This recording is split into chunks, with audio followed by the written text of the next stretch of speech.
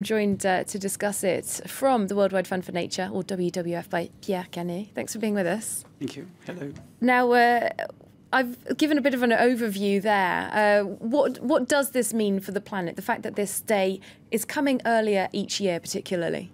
Yes, so this is typically the sign of an increasing pressure from humanity on planet Earth and its resources. So I'm thinking of the oceans, the forest, the fisheries, and as well all the needs from humanity that is over-consuming the resources available on Earth.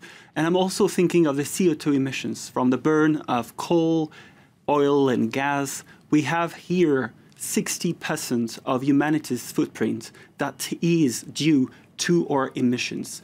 Emissions that are related to the energy, but also industrial processes, transport and other fields.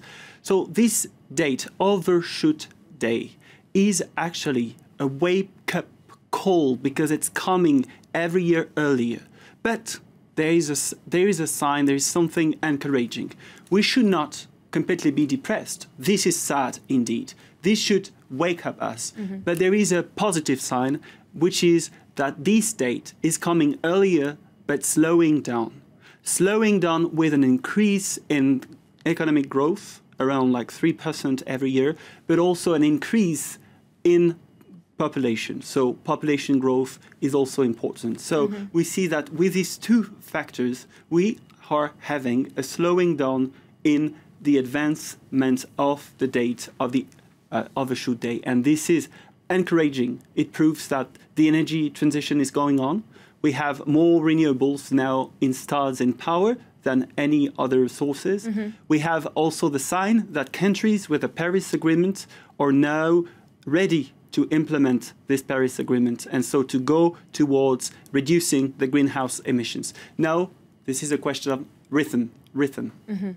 Well, it's an enormous topic, isn't it? We're seeing pictures behind you, beautiful pictures, some of them, of some of these great landscapes and all the areas of the world that are affected by this. But to people watching this at home, this might feel like the kind of problem that they individually, or we individually, would have trouble having much of an impact on.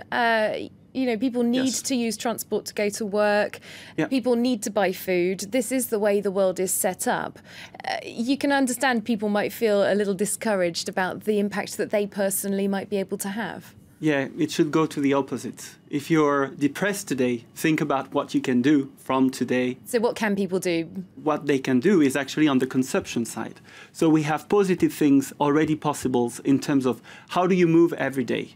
How do you actually think of transportation, clean transportation? We have new electric vehicles. We have seen in the UK and other countries, France having a deadline 2040, no more sales of thermal vehicles. So this is a sign that fossil fuel vehicles and mobility is over within and by mid-century. We have also the sign on a daily basis that you can consume food differently. You can eat less meat, but better meat. You can eat less fishes, but better fishes. You can also think organic.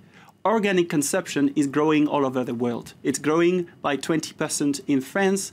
We are seeing a boom in organic. So what will be the support also from policy on that? You can do something. This is the message also with the Overshoot Day. All right, a positive message on a somewhat depressing day. Thank you very much for bringing that to us, Pierre Canet from the Worldwide Fund for Nature, or WWF, as you might also know it.